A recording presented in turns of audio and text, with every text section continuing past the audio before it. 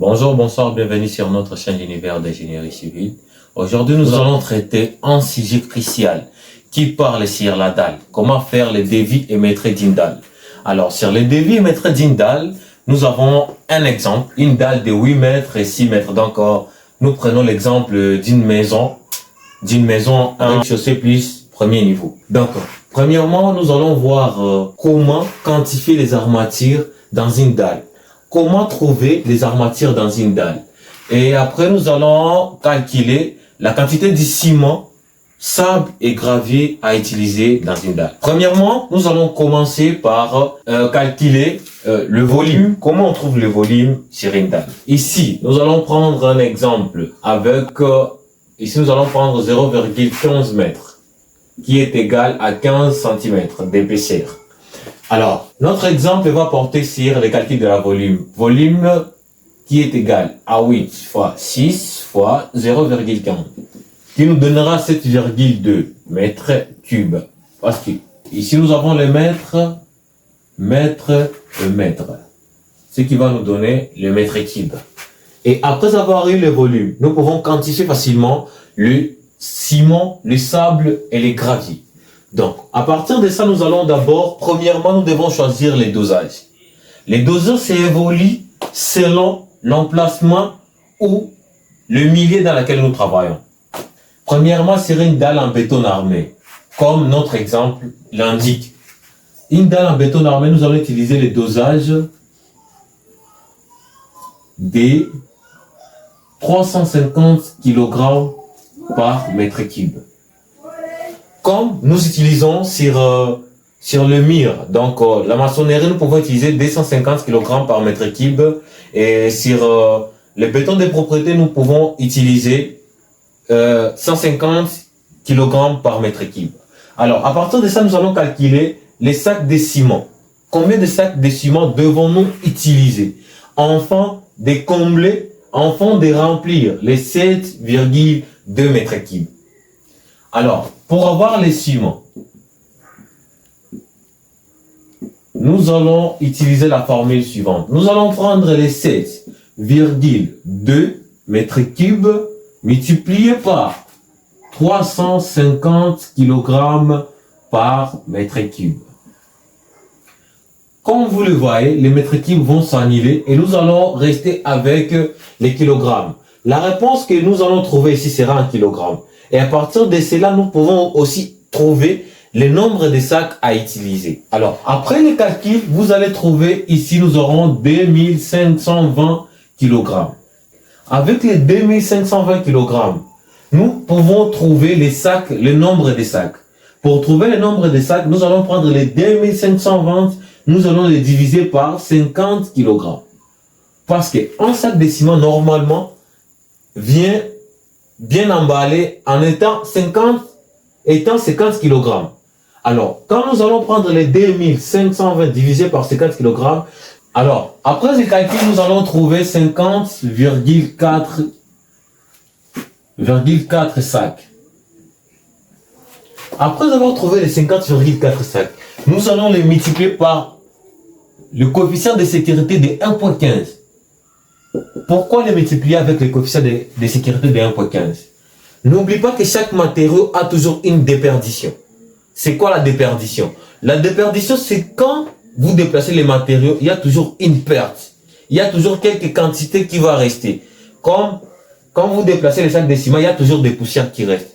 Les poussières, n'oublie pas que les poussières sont dégagées dans les 50 kg. Après la multiplication, nous allons trouver 57,96 sacs. Donc, à peu près 58 sacs de ciment.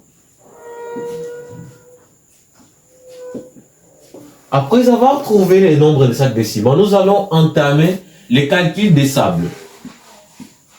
Nous allons trouver aussi la quantité de sable à utiliser. Vu que les ciments n'occupent aucun volume dans la dalle, donc c'est les sables et les graviers. Le ciment ne fait que jouer le rôle d'un lien hydraulique.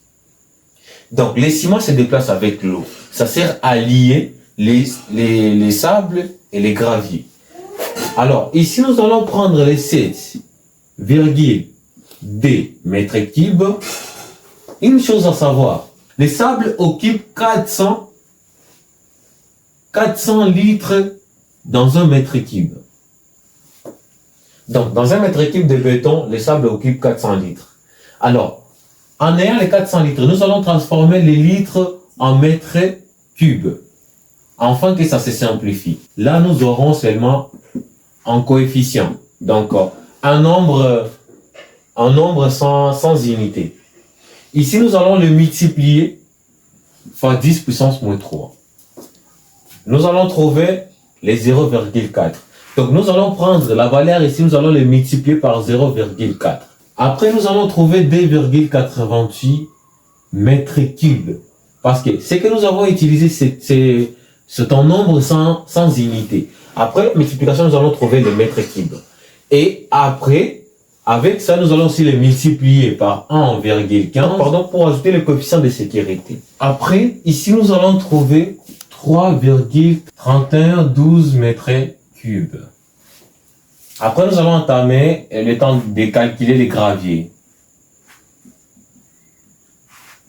qui sera égal aussi à 7,2 multiplié. Ici, on va plus utiliser les 0,4, mais plutôt nous allons utiliser les 800 litres par mètre cube.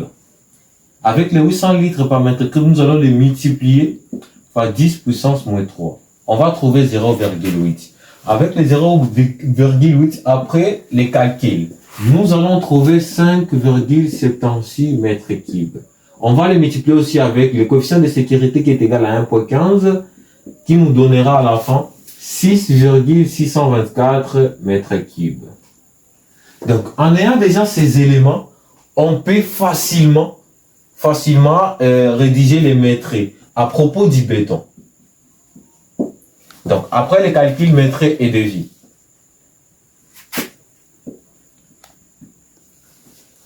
Ici, nous avons 58 sacs.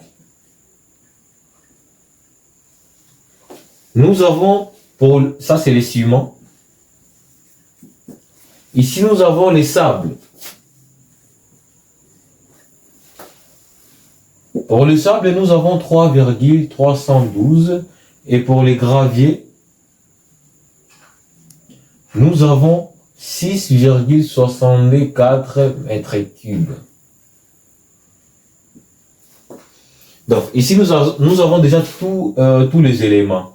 Facilement, à partir de ça, nous pouvons aller au marché et payer ce qu'il faut. Mais par ailleurs, pour mesurer les 3,312 mètres cubes, c'est un peu difficile, c'est un peu compliqué, c'est un peu complexe. Alors, je vais vous montrer une méthode qui est simple, afin de quantifier les 3,312 mètres cubes, les transformer en nombre de brouettes. Alors, pour avoir les nombres de brouettes, avec les 3,312, nous allons utiliser le brouette de 60 litres. Il y a des gens qui utilisent le seau de 10 litres. Alors, vous allez voir, souvent, ce qui est utilisé au chantier, c'est les brouettes. Alors, veuillez acheter les brouettes de 60 litres afin de bien calculer. Alors, pour avoir les 60 litres, nous allons prendre la valeur trouvée, 3,312 multiplié par 10 puissance 3. Donc, ici, nous allons quitter le mètre cube pour aller en litres. On aura qui sera égal à 3,312,0 litres. Après, nous allons aussi calculer pour les graviers. On aura 6,624 multiplié par 10 puissance 3 qui nous donnera 6,4,0 litres. En ayant ça, nous allons prendre les 3312 divisé par 60. Ici, nous allons trouver 52,2. Ici, nous avons les litres. Ici, c'est le nombre de brouettes. N brouettes. Après, nous allons prendre aussi pour les graviers. On aura 6624 divisé par 60. Nous allons trouver 110,4 brouettes. Nombre de brouettes.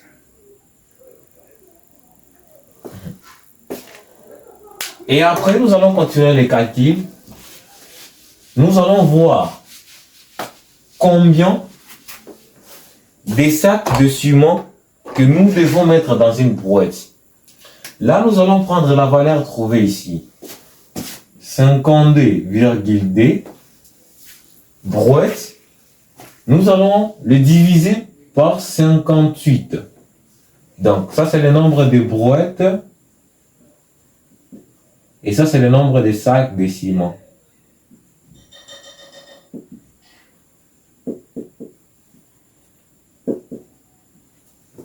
Ici, après les calculs, nous allons trouver 0,98 brouettes par sac de ciment.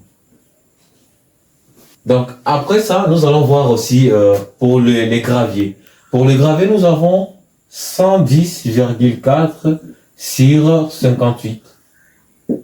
Et là, nous allons trouver 1,903 brouettes par sac de ciment. Et après, ce sont les calculs à savoir. Pour trouver les valeurs réelles alors, parce que les 0,88 brouettes, c'est difficile de mesurer ça. Alors, ici, nous allons arrondir par 1 brouette par sac. Et ici aussi, on aura des brouettes par sac.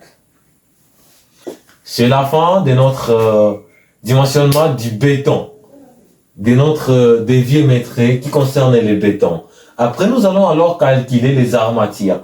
Comme vous le voyez sur le tableau, cette image qui nous montre les appuis et la dalle. Donc ça, c'est la perspective. Et ici, nous avons le V en plan. Ça, c'est les plans de ferraille.